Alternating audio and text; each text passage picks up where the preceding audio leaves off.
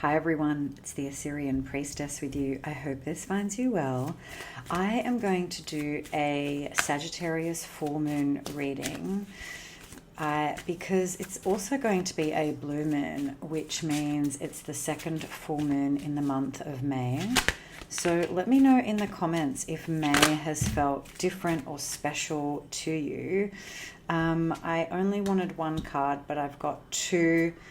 And the first card out is the crone, release, which is really full moon energy. And you can see her holding a full moon in her staff. And the second card, of course, is moon and timing. So we're on track. I feel like here, this full moon is going to be one of real introspection for you. Some things have come to light in the month of May, just within and for you. So I feel like when people say something's coming to light and a secret is being revealed, it's very dramatic. We're always concerned about what others are hiding from us. When in fact, when we tune in to the work, the important work, the inner work, the question to ask is, what has been revealed to you from yourself? So here we have the owl and the hare, and it's just a beautiful full moon evening with the keyword timing and release, and Gaia's in the shadow with the keyword healing. So I feel like you have something has come to light this month for you, and you've had to let something go. And it was your inner crone wisdom. Crone is also an archetype of the hermit in the traditional tarot. So it's the wise one that doesn't actually bother too much with socializing, with what other people have to say. You've gone within to find your own knowledge, and you've let someone go or let a situation go, or you've released something, or you're in the process of releasing something that weighs you down in your psyche. And you're doing this in order for healing. So this Sagittarius full moon, I feel like, is one that may feel a bit more internal. And we've got three cards here. This is from the Soul Mirror deck. So let's see. I will take the shadow card, which was Gaia and healing. So I hope you can see these three. They're quite lovely cards. And the sequence is actually like this. So yeah, like I was saying, this full moon has really allowed you to get some clarity from deep within about what you really want and what really fulfills you. Sort of related to the life you wish to live. So from the Soul Mirror deck, the first card out we have is teaching. The second card is wish. What a beautiful card. Love the artwork on that one. And the last one is peace. So the teaching card, something has taught you a lesson. And again, we've got two moons here. I feel like in the teaching is like a void moon or a dark moon. And then we have the illuminated full moon. So in this previous month, because a full moon really is reflection on the previous month. And what did we learn? What did the universe teach us? What did our life lessons teach us about what we really want? So the wish card keywords are despairing versus hopeful. So the reflection for this full moon is, what in the month of May made you feel absolutely despairing? What made you despair? What made you feel like you had no energy and no hope? And then what is it you need to live a life that's rich and full of hope? And I feel like that's what's coming for you if it hasn't already. So this full moon for you for the collective is a celebration of us in the community of those who do self-reflect, because let's be honest, a lot of people don't. But for those of us who do, who are committed to evolving, there's something that we learned about what truly fulfills us, and there was something we had to give up because it didn't fulfill us. It kept us feeling a bit depressed. And so now we're in this kind of like, okay, I can do this. I have some clarity. I have some calm. Because when we're locked in a cycle of being unfulfilled, it can feel chaotic. So what does this full moon reveal for the collective? Now I'm using Kim Krans's The Wild Unknown Tarot. This one was intensely popular when it came out. So we start with the Four of Cups. Then we have the Seven of Wands and the Mother of Wands. I like this, with the Five of Cups in the shadow. I think what this full moon is illuminating for us is we were in a rut. I think a lot of us were in a rut. Things were okay. Four of Cups is not a card of despair, but it's a card of indolence. It's a card of nonchalance. It's a card of apathy. And it's the card of like being in a bit of an emotional rut. So things are not topsy-turvy. Things are not chaotic. Things are not aggressive. But they're not really fulfilling. And there's a stuckness. There's a stagnancy. Which is why we've got the rat in this image. And so you've stood your ground on something, Seven of Wands. You've gone your own way. Maybe you tried to get with the program in the Four of Cups energy. Like, oh, what am I complaining about? You know, this job isn't that bad. This relationship isn't that bad. I can handle this, you know. But something was calling you inside to go, actually, you want so much more.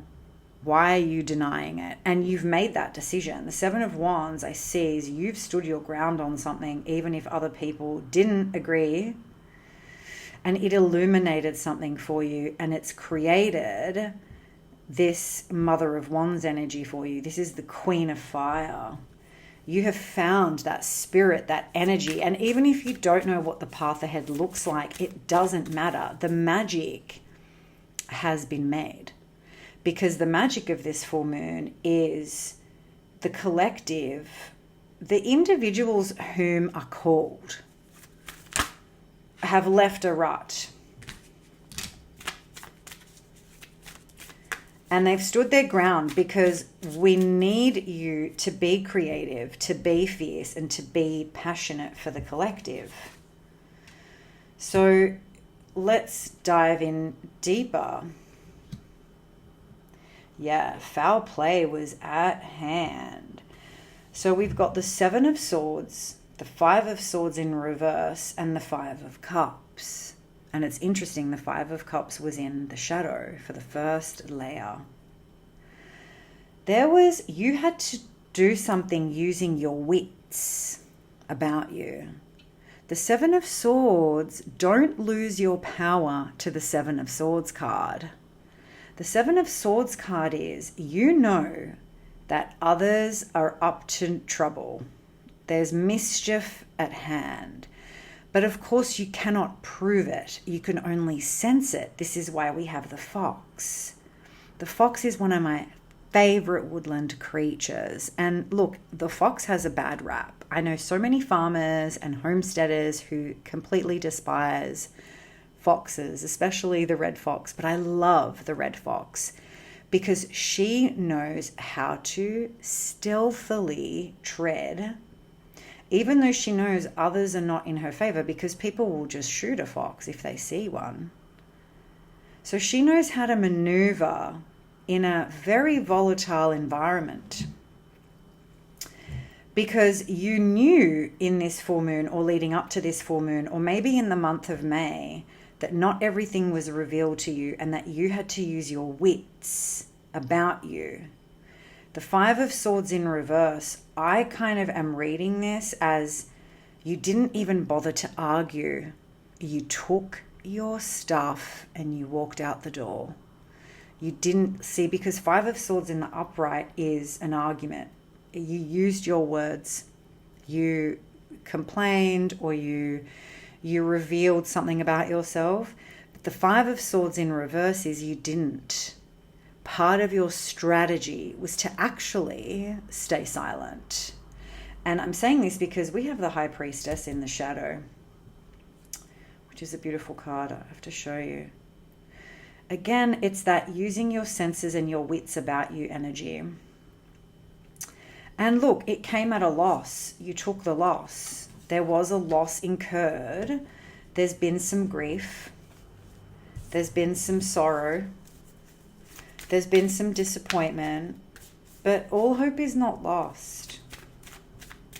In fact, you stood your ground and you stood in your power. And I love that there's a horse here, because the horse will run the race.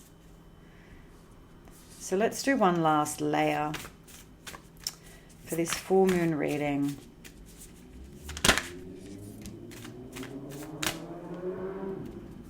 Okay, the Hierophant card, the Raven and the Key, and Lightning.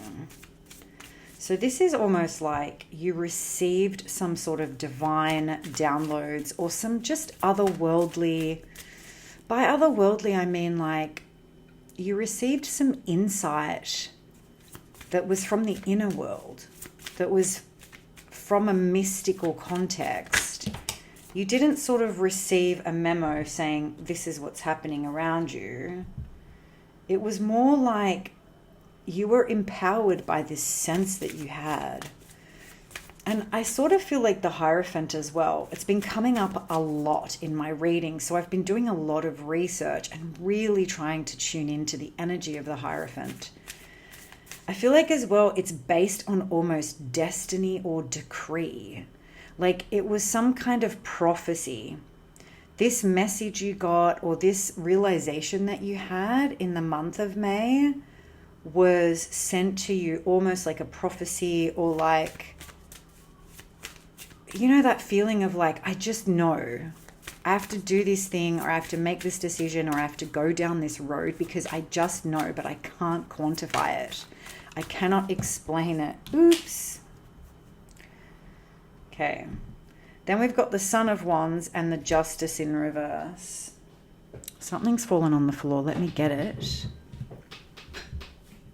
The Ten of Wands in reverse. So I feel like Justice in reverse is one of those cards, even Ten of Wands in reverse, that really, the meaning doesn't change. It's about righting a wrong. And it's about righting a wrong at something that really depleted your energy. An Eight of Cups in the shadow.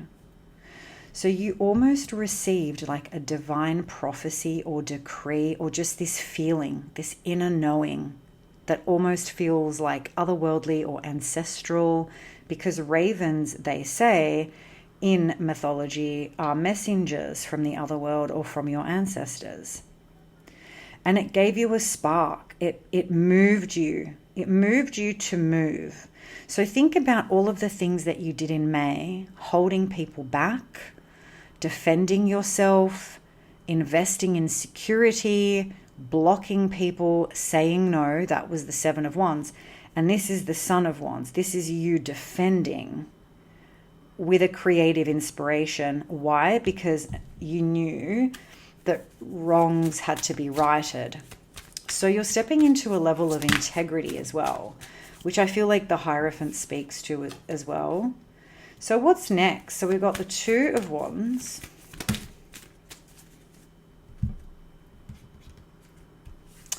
The Eight of Swords. I love this Eight of Swords card. Look, it's a chrysalis. And the Six of Cups in reverse, which I also love the way that she's done the artwork here. So you're now at a point of going, okay, what to next? I've done the work. I've cut the cords. I've got the realization. I'm on the healing path. You're here now. And so you're like, okay, what next? Now, don't rush into the next. The advice is stay cozy, stay close. Eight of Swords. Again, another card that is very misread. This is not about you being stuck and not knowing what to do. This is about you retreating. Because the next step has to be strategic, has to be supported. And a rebirth is coming, you can see, by the butterfly in her cocoon.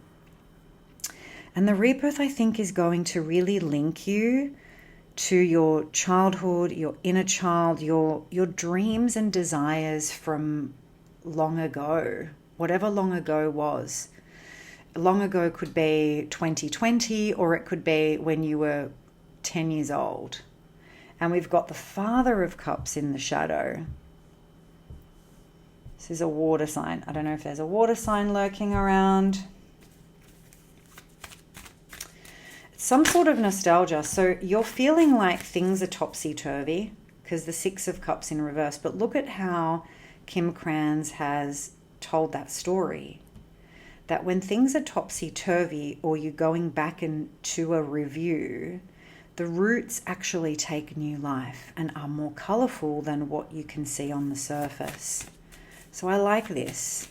A bit of reflection and a bit of review and a bit of connecting with your all I ever wanted energy, I think, is called for. Again, another retreat and internal card, the Hermit. It's almost the same vibration as the Eight of Swords here. So we have the Strength card, the Hermit. We had Death in the Shadow. I think this is a very powerful full moon for us, but it's about the inner work with a Ten of Cups. What an amazing reading. You have found the strength to stand up for what is truly valuable and beautiful and worthy of you. And there's nothing else you need to do. All you need to do for the rest of this moon is retreat, take repose. And we had the crone right at the beginning. Here, no, that's Gaia. Where is she?